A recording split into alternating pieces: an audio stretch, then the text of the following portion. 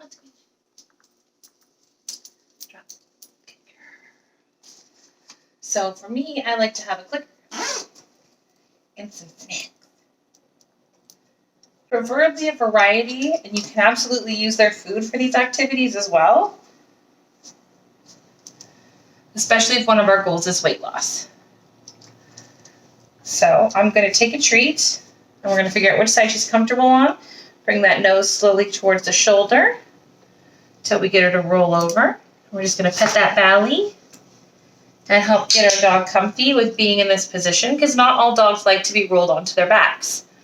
So if you have a dog that's not comfortable being placed onto their back, we're going to do this activity one side at a time, making sure that we do it evenly and equally with both sides. Over here. Front. Drop. Side. Good girl. You can absolutely take some treats if you want, and allow your dog to explore and understand you're supporting the joints, and you're moving the leg back and forth. You're not putting any tension extra past what the dog will allow you. We're not going to be pushing and pulling and trying to create a stretch. What we want is for the dog to get comfortable having these activities done. And this takes time. So you're going to support the knee joint and support the ankle. And we're slowly going to just bicycle this leg as soon as she relaxes and allows us, just like this.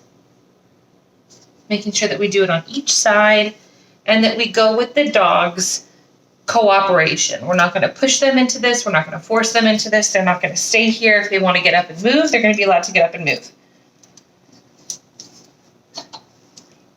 We want to make these things really comfortable and exciting for our dog. So if it means the first couple times that your goal is to start into this routine with your dog, that you actually take your dog and you spend some time just getting comfy on the mat and getting them into a position where they can relax.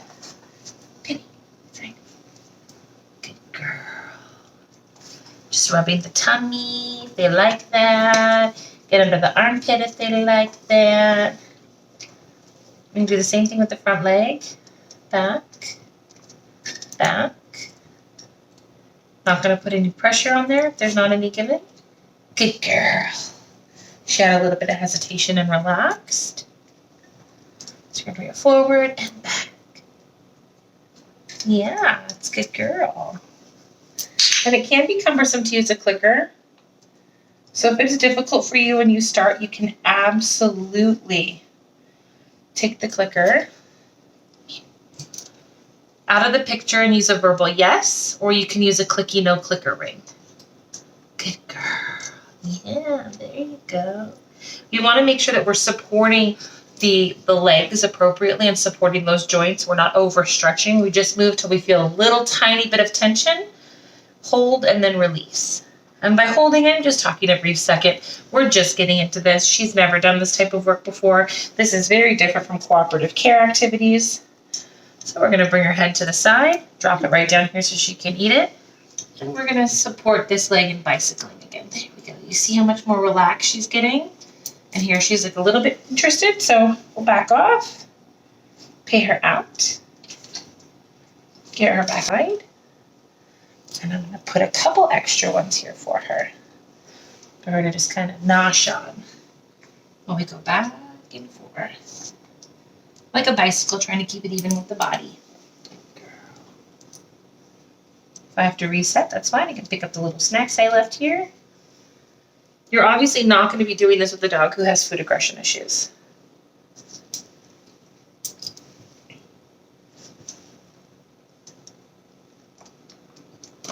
Like a bicycle. There you go. Flexibility is key for any sort of fitness or exercise program. Everything you do to one side, you're going to want to do to the other side. Now, obviously, if you have a dog that is missing a leg, also known as a tripod, that area is not going to be the same. So you can talk to your physio or your physical therapy veterinarian, and they can actually show you the same type of range of motion activities that are passive range of motion activities that you can do with the section of that leg that they have, and how to support it a little better, because those legs generally need a little bit extra help. You want to keep these sessions brief. She's really getting into the nice stretching and relaxing here. We're going to let her go. We want them to really love this work. We want them to absolutely just have a really great time and enjoy this. And the more that you get them to enjoy this, the more cooperative they're going to be with you when it comes time to actually doing these activities. With dogs that are already comfortable with it, you can easily access both legs at the same time, and you can do your passive range of motion while they're on their back. I'm going to mark and reinforce before she really even gets that neck up off the ground, because that back shoulder's still there. She's hesitating, so we're just going to let her rub right down the back. Get a really fun thing for her so she can get nice and stretched out back into it. Yeah, that feels good, huh? Yeah. Is that nice? Yeah. What are you doing? Hi. What you good girl. You're very good girl. Yes, you are. And she's very nosy. So for some dogs, like my bloodhound Kubikong, I would use a scent pad to keep him occupied. She prefers this side. Not every dog likes to be rolled around on both sides. Okay. Yeah. And so this is actually kind of similar to how we would teach a dog to roll over, getting them on their back here. There we go. Support them just a little bit. Give the treats right out. Hold so that they're not scrambling with their legs. But when I say hold, I don't mean grab your dog and keep them in that position.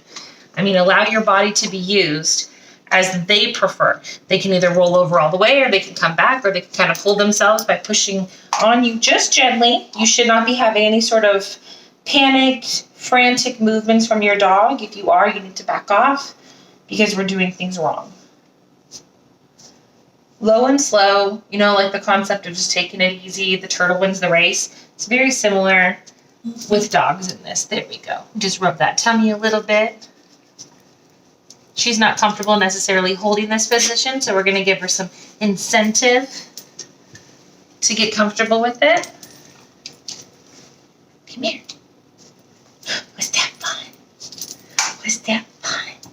Oh my goodness, was that fun? You want to try the other side? Look at that. Look at you. Take that one. It's a fruit bowl. I know. You want the meat, huh? You're a meat dog.